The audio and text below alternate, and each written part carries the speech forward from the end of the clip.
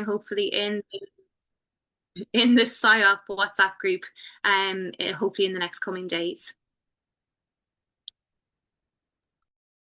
Thank you very much, Rachel. So, welcome everybody. Welcome to the first of a three-series summer series by our Rehabilitation and Physical Medicine Working Group. These sessions are about careers. It's something that we thought about. It would be wonderful to share the experiences of our colleagues, because many of us will either be having decisions to make about our careers or have had them to make and can share with others. So welcome to everybody joining. I've mentioned it earlier. It would be great if you could pop your name and where you're joining from in the chat. It would be lovely to know where everybody's attending from. So I've got four absolutely incredible speakers today. And on behalf of the PSYOP Rehabilitation and Physical Medicine Working Group, we're very grateful for the speakers who are attended today and all of you who have joined us. We've got about 10 minutes for each speaker, and then we've got plenty of time for questions and answers at the end. We've got Paula. I'll get everybody to introduce themselves, but we've got Paula first, followed by Prince, then Louise, and then finally Lynn. So we're going to start off first of all with Paula. So I've known Paula for a while.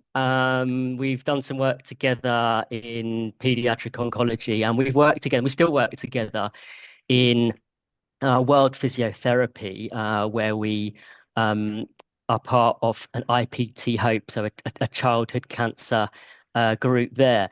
Now, Paula, I will say, is one of the most positive people I think I've ever met. And actually, when planning this session, because this session is about positives, but it's also about challenges, I was thinking, I'm not sure if Paula is going to be the right person because she's so positive. But actually, that's a wonderful trait to have, and it's a great thing to have in a career, that positive attitude. So Paula is absolutely the right person to join this session. I'm very glad she has.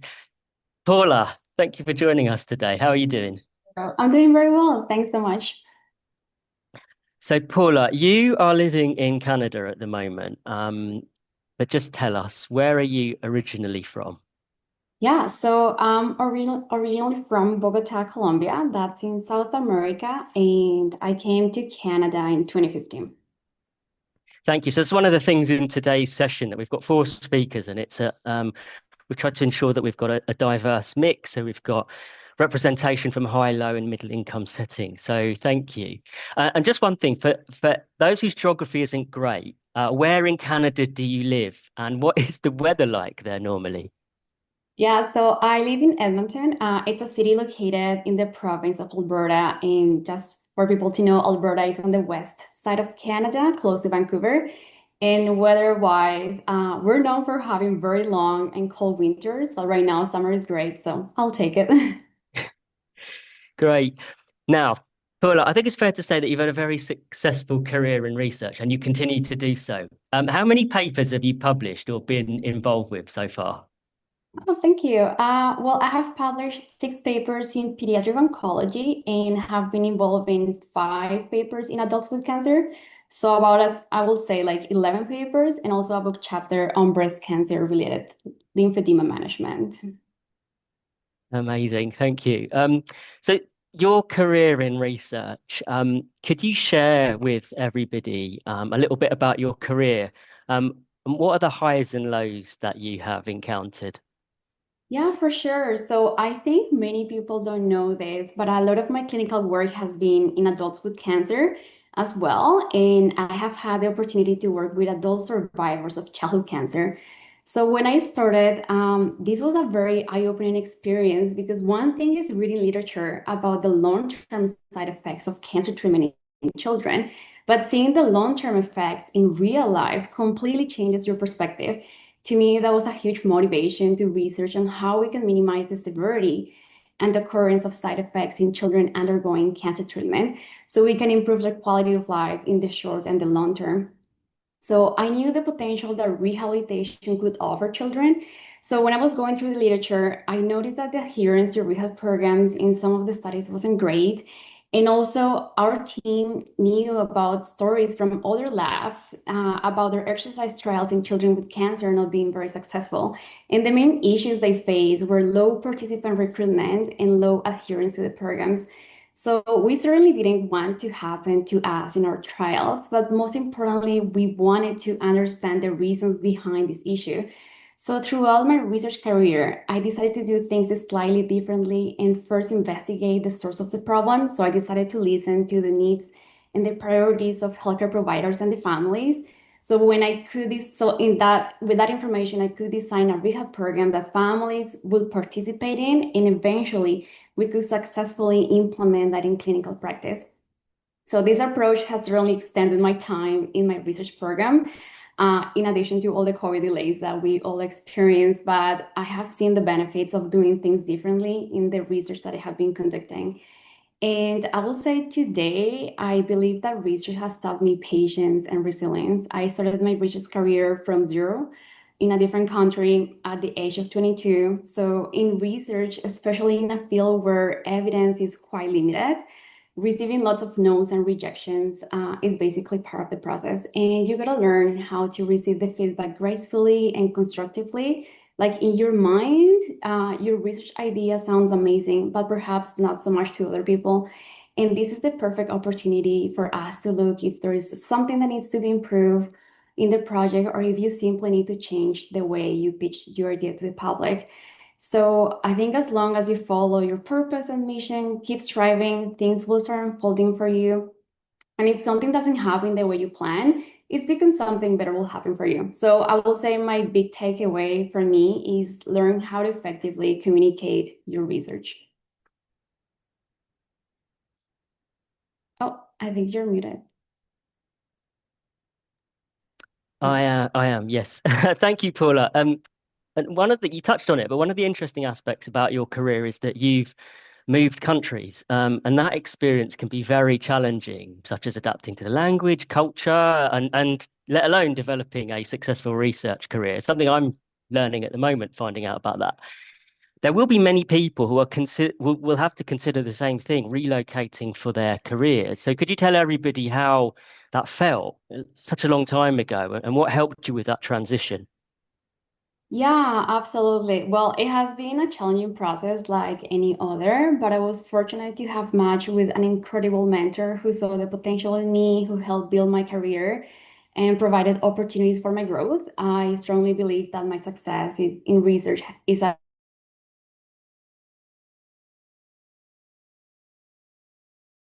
children with cancer and their families have a better quality of life. I believe the publications, the words are just a confirmation that we're on the right direction. My biggest dream was creating an impactful rehab program for children with cancer, and thankfully, I have been blessed with the opportunities and resources to achieve that. And I think that I'm still early in this research journey. I have profound admiration for colleagues such as Lynn Tanner, who's also speaking in this webinar, and who has advanced the field and is an excellent role model to keep inspiring this research work. So, like going back to the question, I think the biggest challenge I faced when I moved countries was that people knew me back home, but unfortunately, no one knew me here. So, going back to my point of receiving lots of no's, that's certainly something that I faced at the beginning of my research career. In a postgraduate program, you're expected to apply for scholarships, awards, and grants.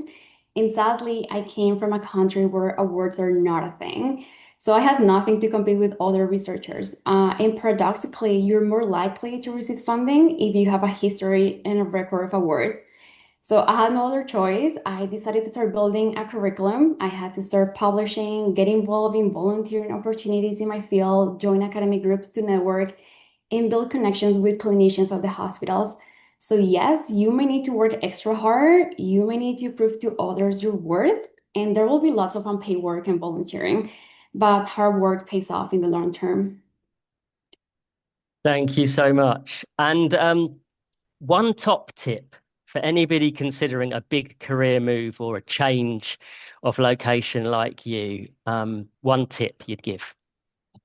Yeah, I will say the best suggestion I could give anyone is to find a good mentor that is slowly immerse you in the field you want to do research on or the career you want to pursue. A good mentor will connect you with the best opportunities and guide you in the right direction for your research and career journey. Anyone interested in joining or in working in pediatric oncology rehab is highly welcome. It is a field that is growing and has lots of areas for further research. We need more clinicians and researchers in this field. That's for sure. And what I can assure you is that you will never regret that decision. You will find how rewarding it is working with children with cancer and their families. And I'll be happy to connect with anyone who would like to chat further. Paula, thank you very much. Like the other speakers we have today, we could easily have interviewed you for the full hour. So thank you so much for just sharing a small snapshot of your career. It's been great hearing about your journey and your experience. Thank you. One final thing, you are presenting at next year's ICPTO conference in Dublin, aren't you?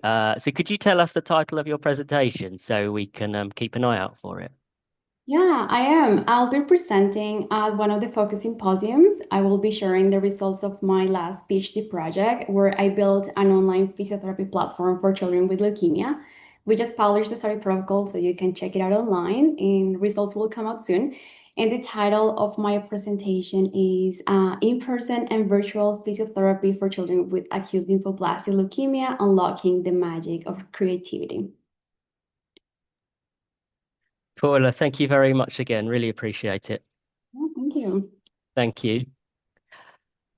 Next, we have Prince Makupe. I'm going to let Prince introduce himself in a moment, but I will say that Prince is somebody who I've known for a long while. We've done work within PsyOp together. We've done some very difficult projects, but it's been great going through that journey with Prince. And I would consider Prince as somebody who is really a reference point for me. If ever I have a decision or I'm thinking about something when we are considering global health matters, I'll always say to myself, what would Prince say? So he is definitely somebody who I've learned so much from, and I'm very, very grateful to have known and worked with Prince for a long while. Prince, it's great to have you join us. How are you? I'm very fine, Abu. Thanks for having me. Right. So, Prince, you're from Malawi, and for everybody, again, I'm sure we've got people whose geography isn't great. Could you just describe whereabout in Africa is Malawi located? And similarly, what is the weather generally like there? All right. Well, Malawi is a small country, and I get to meet that question quite a lot. Where is Malawi? It's really on the southern eastern part of Africa. So it's bordering Mozambique on the south, on the west Zambia, and up north Tanzania. And it's a small country, but with a big population, 21 million people. And also the weather is really good, very warm.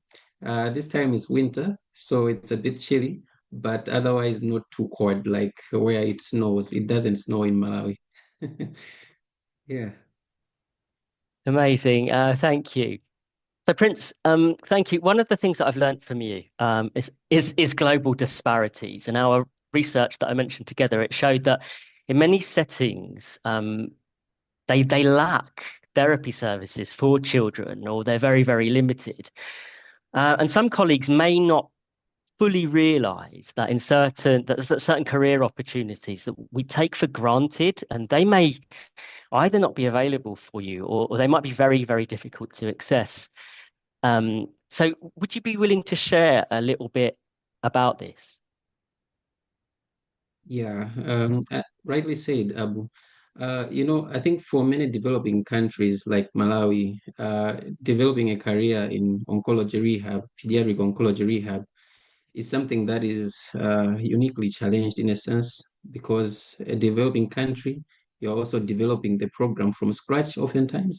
So the first major challenge is usually around that, developing the career and the platform to pursue that. And for my case, it's really one of the biggest challenges I faced. Um, One, I did not have adequate knowledge and skills to tackle and manage patients with cancer because my bachelor's degree did not really have much content on oncology. And here I was trying to pursue a career in oncology rehab. So that posed as a big challenge. And also, of course, when it comes to the people that you work with in a hospital setting, not many people know what rehab is. And for me, someone who was trying to roll out a rehabilitation program at the cancer center, I found it as a challenge. I was actually kicked out, chased to say, we don't understand what you're doing here. So I think for many places like mine, that's a big, big challenge. And of course, when it comes to education, because you're looking at progressing as a professional, that means exploring opportunities outside the country. And in Africa, we don't currently have a program like a master's and above. So it means going outside the continent, and that means funding, and funding is not always easy to come by. So even also when you get the master's and you come back, you are not guaranteed that you'll be promoted. So the career development is a bit of a challenge in that sense, but there's still so much positives to look at as well. Yeah. Thank you. So today we're exploring career ups and downs, which we all experience. But you've had quite a few recently, and I think a roller coaster might be a better way to describe it. You've actually achieved something incredible. You were accepted to study global health at a world-renowned university. So, like, firstly, congratulations. And just tell us which institution. Yeah, so it was Harvard Medical School. So I got accepted to pursue a Master of Medical Sciences in Global Health Delivery. Yeah, and I was So supposed to start in August this year.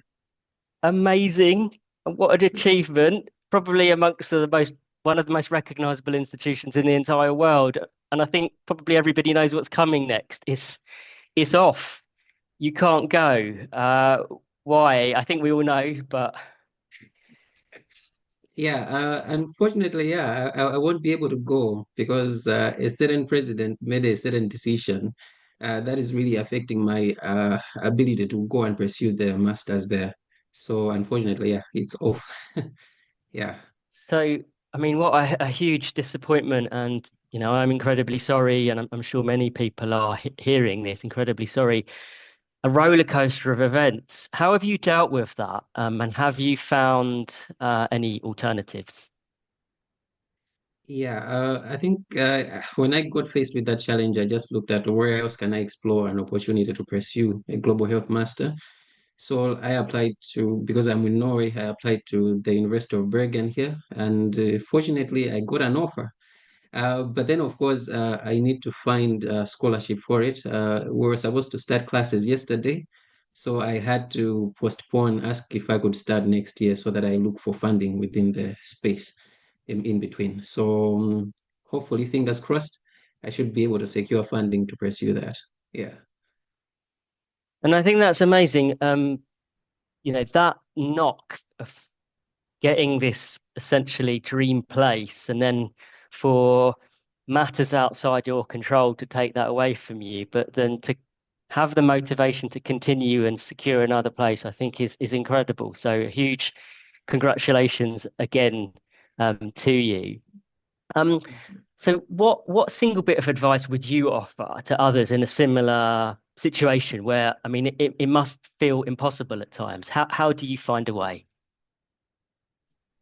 Yeah, well, I think for others who are facing such a similar situation, particularly those in low resource settings, I think what I would say really is to, never run away from problems.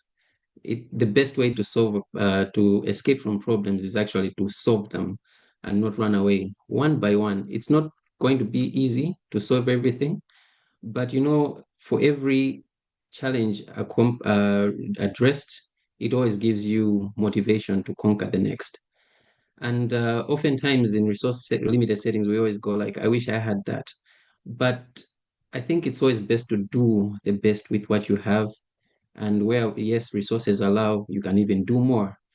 And I think it's always best to leverage on existing networks, network with peers to learn more, get knowledge and skills, mentorship as well, and ultimately also explore the possibilities of online resources. Like I said, I had challenges with knowing what I can do in an oncology setting, having no foundational knowledge on that.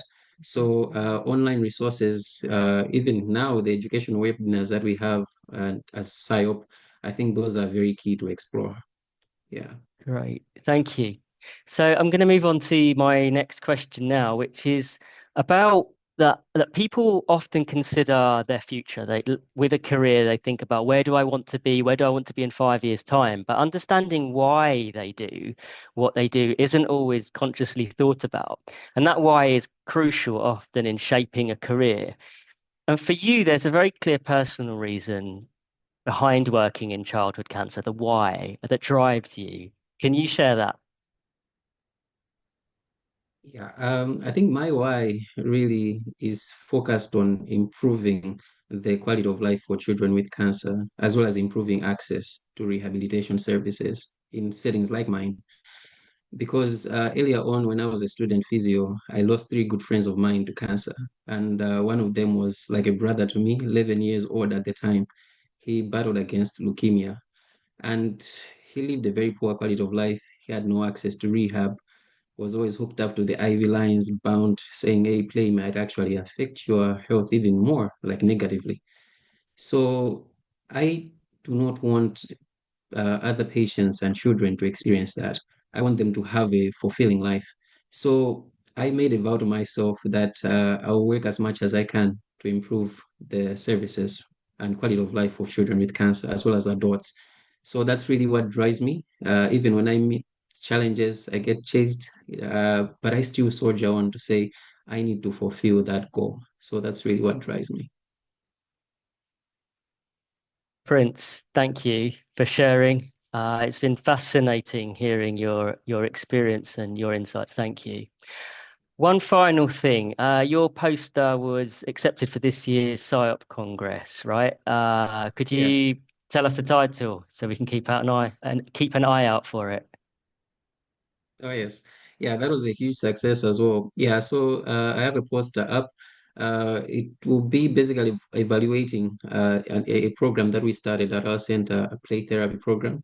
So the title, to put it quite simply, is just implementing and evaluating a multidisciplinary play therapy model for children with cancer.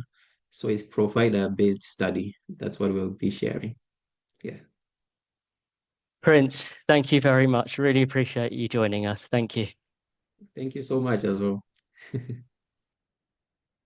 Okay, now we've got Louise Graham. Uh, so I'm really grateful for Louise joining us, and it will become clear because Louise is in a particular point, let's say, in her career at the moment.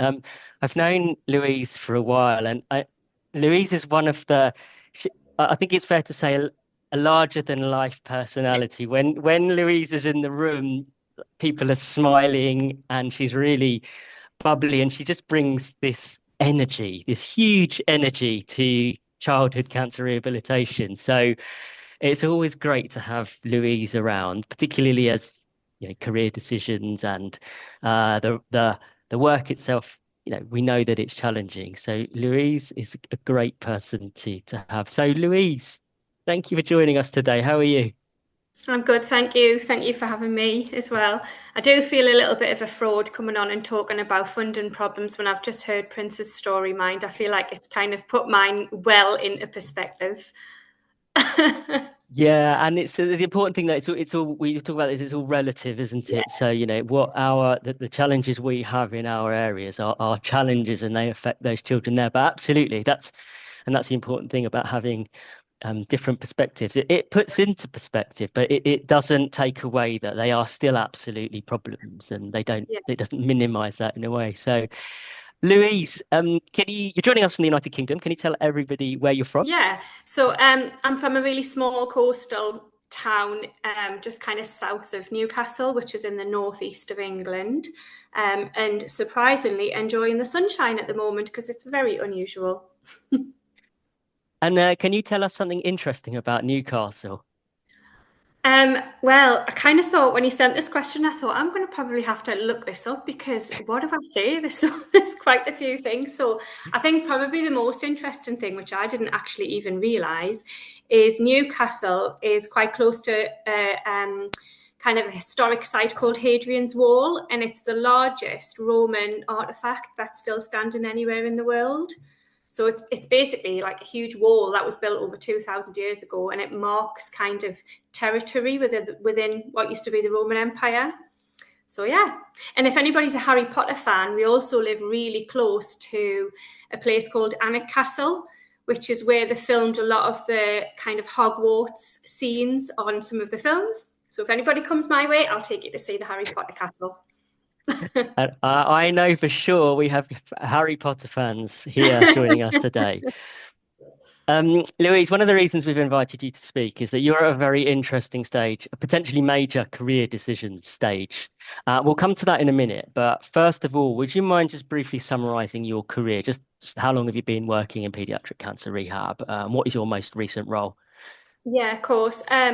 So I've been qualified probably for kind of just coming up with 25 years now, and always been clinical. Most of the time I've worked in paediatrics in the same hospital in Newcastle.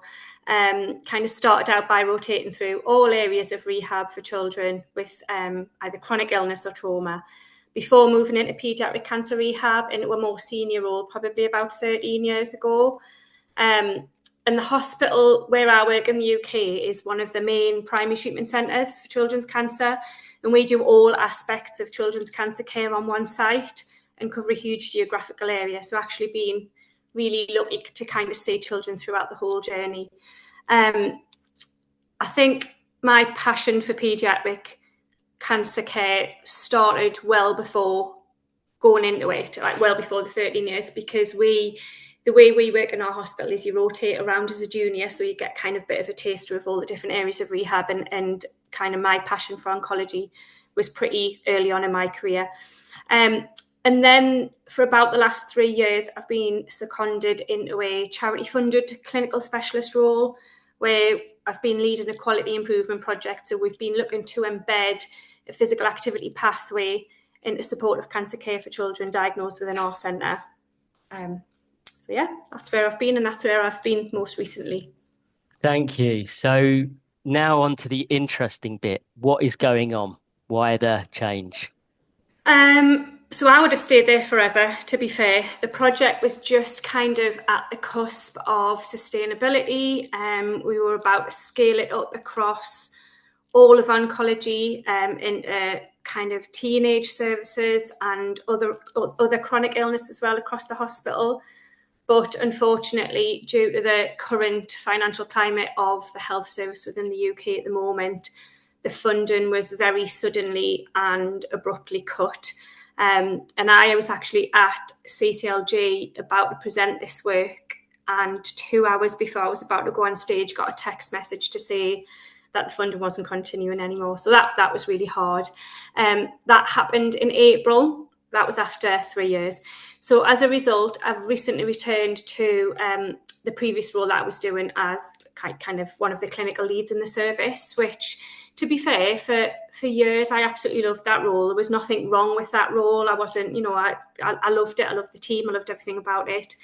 But I feel now that I've kind of been forced into taking quite a big backward step, so gone down a grade, and all of these new skills and kind of connections that we've built as well, just not nationally, but also obviously internationally with you guys, I now can't fully apply in the position that I've gone back to doing, because capacity just doesn't allow that. The clinical caseload is too big.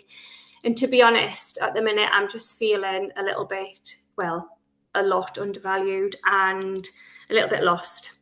So I've found myself in a place where I've got a couple of options. I either stay and try and ride it out, hoping that eventually physical activity becomes a priority for our trust and finances again, or do I move outside the trust? Do I move outside of oncology completely just to find some progression and job satisfaction again? But I think the most difficult thing for me at the minute is that, probably like all of you guys on this call, I am really emotionally attached to working in oncology rehab, and I'm finding it really difficult to make a decision with kind of leading with my head rather than leading with my heart. So yeah. Thank you, and thanks for sharing. It sounds like an incredibly difficult situation to be in, and you've touched on it, that we know that these moments in careers, they can be challenging, but they can be emotionally difficult and draining as well. So can you share a little bit more about that and how you've managed that? Yeah. So I think the hardest part for me has, like I said before, is the emotional connection, but not just to the team, to the children and the families and all of you guys, the wider oncology community. And I think after so many years in this area, your relationships with these people become far more than just professional, and you share some of the most difficult, intense and life-changing experiences with these people, these kind of colleagues that have become friends. And the thought of leaving that behind is incredibly hard. And there's also the emotional toll of uncertainty as well for me at the minute. So trying to make the right career decision while still giving your absolute best to your day job, and still being able to see your children and your families that are in front of you expecting your very best. And at the minute, I'm just not feeling at the best at the moment, and a real balance of being able to hold on to what I love, but also trying to recognise when it's time to move on and grow into a new direction. And I think recently, what I've been doing in terms of trying to manage that is just lots and lots of discussion with people who've either been in my situation or in different areas to see, like, or even people that have moved from a clinical role to a non-clinical role or in academia, and kind of just asking lots of questions about, do you miss the work? Do you miss the children? Do you miss the families? And had some really good advice from some really wise people that have been here before. So yeah. Thank you. And we hope that in this session you'll gain some insights from some of the other speakers. But what piece of advice, again, one piece of advice that you would offer colleagues listening to manage a similar career situation? I think the first thing, somebody said this to me last week, and I thought, yeah, do you know what? That's the top and bottom of it, is sometimes you just have to be brave. And it's okay if you think you might make a decision that isn't going to be forever. You might just make a decision that you might need some change for now, but that doesn't always have to be forever. And if you make a decision and you find it's the wrong one, nothing's ever permanent, and you can always go back. The other thing I would say from a kind of career point of view is recognise the value of every skill, every connection, and all of the experiences that you've built, because we've got so many transferable skills, probably more than you would ever realise, and keep making these connections. Like, this group's invaluable. Get into your local support services and just surround yourself with connections of similar people, because you do gain so much from listening to other people and working alongside other people outside of your own institution. I would also say this is something that I haven't been very good at recently, is give yourself permission to pause and reflect before you make any big career changes. And then it's really important to recognise the kind of emotional pull of a role that you love, but be brave enough to explore other opportunities as well that might help kind of you grow as within your career, and not just don't rule with your heart, which is what I've been doing. So, Louise, thank you. Thank you so much for sharing and being so open about your situation, and good luck with everything. There'll be lots of people in this group absolutely cheering you on. So all the best. And one final thing, you've also had a poster accepted for this year's SciOp Congress. So could you tell us the title so we keep an eye out for it? Yeah, of course. It's the title is Physical Activity Pathway for Children and Young People with Acute Lymphoblastic Leukemia. And it's just basically sharing the work and the results of the pathway that we did to try and embed a proactive physical activity service into support of cancer care. I hope I see lots of people there in October. Yeah, thank you. And you couldn't do anything more in terms of highlighting that work at the highest point on a global stage. You can't really do more. So whatever happens, I think, you can say that you did everything within your capacity. Yeah, I hope so. Thanks, Abu. You're welcome. Thank you so much for joining us, Louise. We move on now. Final speaker today is Lynn Tanner. Lynn is somebody who I've known about for a very long time, but I've known for a few years now, and it's an absolute honor to have Lynn with us. And I'll tell you about the first webinar that I ever did on a global setting, and that was for World Physiotherapy. And I did that webinar with a colleague, Pia Delano, who's on the call. And I remember we were about to start the webinar. We looked at the attendance and we saw Lynn Tanner was there. And Pia and I, well, we were so scared. We were like, what if Lynn asks us a question? Like, what are we going to do? But great to know that Lynn is, she's absolutely lovely. She's so down to earth. She's so willing to help. And she's helped so many of us.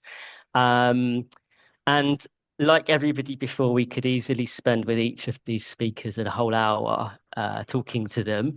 And we only have a limited amount of time. So we're going to go through a snapshot of Lynn's career. And we're so grateful to have you, Lynn. Lynn, thank you for joining us. How are you? I am great. Thank you for having me here. It's fun to listen to everybody's journeys. There's so many similarities. And differences and shared experiences that I think, will really help us all. And it's so nice to be a part of an international group, finally bringing us all together. So, yeah, definitely. Lynn, you're from the US, and again, as part of our ongoing geography lesson today, where in the US do you live? And can you tell us something interesting about that place? Yes. I am near Minneapolis, Minnesota, and it is the land of 10,000 lakes, as we call it. So often we're known, for our snow and our cold, or the Mall of America is also something we're known for. But we have beautiful, beautiful lakes all over both the city and in the countryside, and it allows for, I was just swimming this weekend, fishing, paddleboarding. My kids love paddleboarding. And hiking. So it's a beautiful place to be. Thank you. And as I mentioned, you've been involved in many things. You've published extensively. You have a long career in pediatric oncology rehabilitation. So we've had to just pick a few things out today. Excuse me. Could you briefly tell us about the roles that you are currently in? Yes.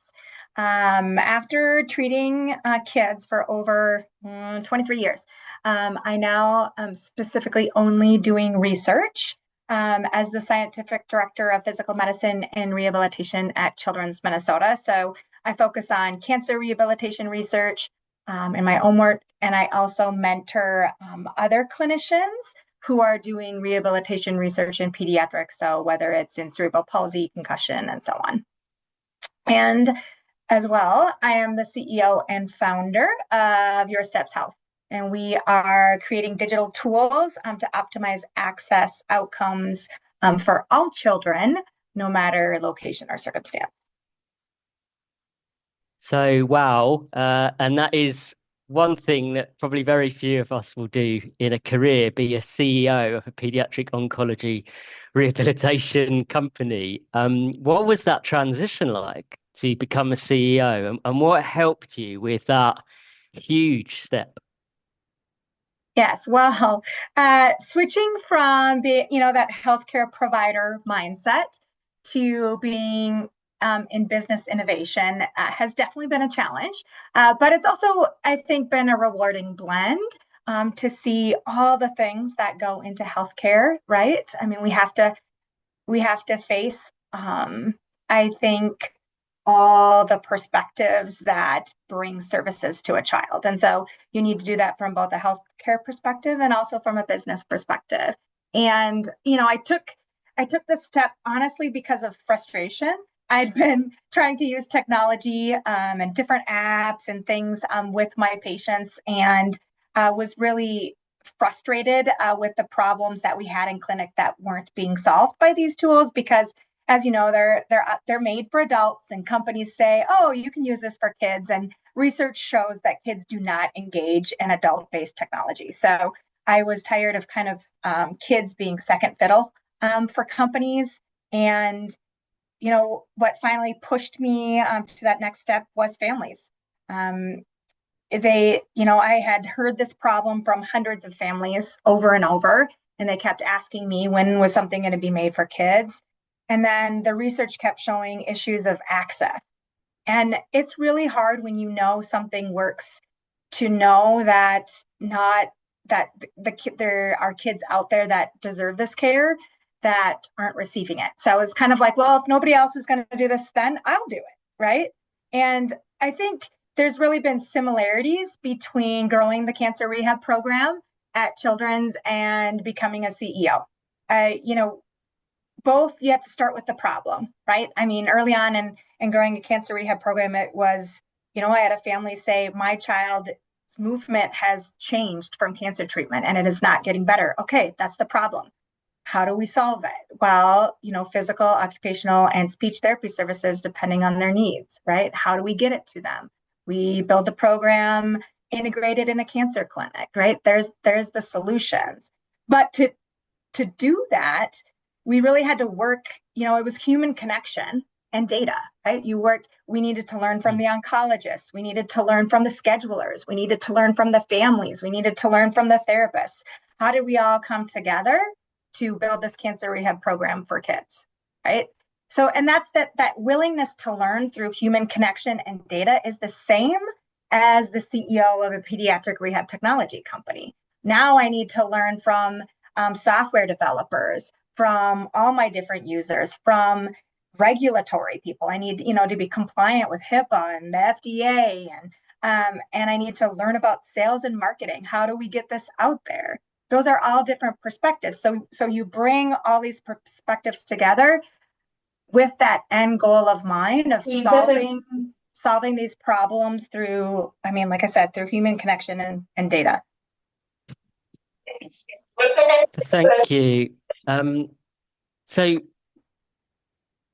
as part of your career, you alluded to this. You talked about you're very happy that we've developed this network, and you alluded to that. And you have also started up pediatric oncology groups and networks before. And I think it's fair to say that you've encountered challenges. So could you tell us about those?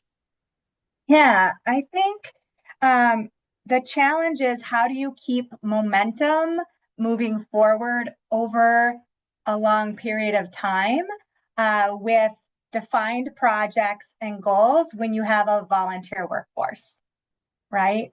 We're all, I think, our skills and our knowledge and our passion for the work is there, but keeping moving forward through really defined project and goals that we know will help kids long term is a challenge. Is it a research study? Is it an educational series? Is it do you do implementation studies from somebody's success and bring it to another hospital through the organization? What resources do people need? And I think that momentum, keeping that momentum. I find that in each group we've started, we have it at the beginning, and then maybe we transition leaders, or maybe there's a big change within the organization and things kind of fizzle, and then you have to bring it back up, and I think that so focusing on keeping momentum through transitions. And I think this SIAP group is honestly very well positioned and kind of our framework of doing education. I think we're learning. Yeah, and we definitely have to follow that advice. We've got to keep that momentum going and as you said, not fizzle out. One amazing thing that I found out about you, Lynn, in your career, you have a guiding question, and that's helped you to make decisions about what you do. I think this is about the why again. It's a very personal thing, but are you happy to share that question and how it's helped you with your career decisions? Yes. I'm so glad that everybody share their challenges, because I can tell you that my family has witnessed many tears over the years of frustration as I've tried to move things forward. But my mom taught me many years ago that doing good work would not be easy, and that you would encounter challenge after challenge. But when you really focus on that mission, when that is clear, right? you can move forward. And so long ago, I came up with a question that when I, maybe I didn't get funding that I wanted, or maybe I got a no, many no's, right? So what do I do? Well, I asked myself this question, do I think this will help with a child with cancer? Do I think this will help a child with cancer? And if the answer is yes, then I have to take that next step. I have to set up the next meeting. I have to send that email that might be a little controversial. I might have to, ask a scary question. I might have to learn how to build a technology, I mean, but in the end, it all comes from, do I think this will help a child with cancer? And I fill my brain with all those memories of all these precious families that deserve the world. And if the answer is yes, then scared but brave, go forward. We got to do it. Lynn, thank you so much for sharing your journey. It's been really, really interesting and inspiring hearing your experience and insights. One final thing for you. You have also had a poster accepted for this year's SciUp Congress. Again, could you share the title with us so we can keep an eye out for it? Yeah, thank you. Yes, the title is Physical Therapy Associated with Increased Overall Survival in Pediatric Acute Lymphoblastic Leukemia. So we'll compare 5 and 10-year survival rates between children who participated in the Stoplight Physical Therapy program and those who did not. And you can tell by the title what we found. Amazing. Thank you. Thank you, Lynn. Thank you, Louise. Thank you, Prince. And thank you, Paula. Blown away by hearing your experiences, your journeys. Thank you so much for being so open and for sharing. And we are really, really appreciative of you joining. We've got a short amount of time, just over 5 minutes now. So if anybody has any questions to any or all of the panelists, if you could pop your hand up, either electronically or you can wave. Anybody who prefers to type in the chat, you can pop a question in the chat. There's a question from Louise, so one of our panelists. Hi again. I've just got a question to ask Prince because I'm wondering whether he's met the Professor Simon Bailey, who works at our hospital, who does a lot of work in Malawi, and I think he comes out every other year. And I'm just wondering if it's where you are, because we collect resources. I know you said that sometimes resources are low. We collect resources all year and give him a suitcase full of splints and various other things that we haven't used on any of our children. And I wondered whether there was anything specific. Maybe this is a conversation outside of this chat, but yeah. So just give me a shout if you know him and it's your centre that he comes to. All right. Wow. Thank you so much. Actually, first time hearing of him, and I think we'll talk on the other side of this call. Yeah. Okay. But thanks. Sure. I think he comes every October, but misses every 2 years. So we'll chat later.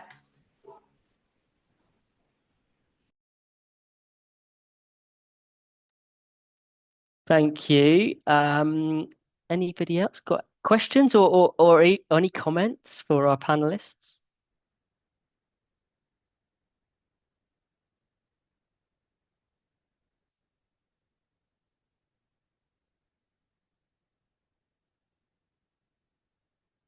So we'll see if anyone types anything away, but I'll put this one out to all of you. It feels like currently things are getting more difficult for health and healthcare. Is that something that you share, panelists? Do you think the situation for us as rehab professionals in this global community is becoming more challenging? It should be getting easier with technology and equity, but it doesn't feel that way. I can give that a solid yes. I do. I think, we are presented with challenging times, whether it's financial support or focus on, overall health. Sometimes rehab is looked as kind of a a nice to have, whether a need to have, right? And I think we have to change that story. And I think we can. I mean, I always think when there's challenges present, it's up to us to bring the solutions. And I think that's what we can continue to do through science, through performing studies that show that we not only improve a child's ability to walk, run, talk, communicate, dress, right? We all do that, but we give them also the ability to be physically active, the ability to be socially engaged in their life, which will eventually improve their long-term health outcomes. So I think we need to continue to make that connection, so that we need to do that. So we have the data to show that this is a necessary service, not a nice to have. Thank you, Lynn. Can I just add as well, kind of, for me, the biggest challenge has been kind of changing the culture within my hospital. And Prince touched on this as well when he said people wondered why they threw him out. Why are you here? What are you doing? And what I realized quite quickly at the start of my project work is that actually some of these medical professionals don't know what we do. Like, one of the consultants thought we had 5 exercises that we give every child the same. And I was like, wow, you have worked in this hospital trust with me for 20 years, and that's what you think I do. So a lot of it is education, don't give up, shouting about it, increasing awareness. And what we did in our hospital was try to get as many of the MDT involved in some of the things we were doing as well. Actually, and again, like what Lynn said, come and see these children being children, having fun, playing with their siblings, being able to access their clubs and their activities. And without us doing that, then they simply can't do that. So for me, definitely the biggest challenge has been culture. And kind of bringing the team on board and getting the team to believe in physical activity as much as we do. Thank you, Louise. And if I could add Prince, also quickly go ahead. there. Yeah, and I think, the challenges are getting worse. And if I would speak more, especially around access to rehab services, I think it's something that really is a challenge, but it should be regarded as an opportunity as well. It should force us in a way to also be creative and innovative.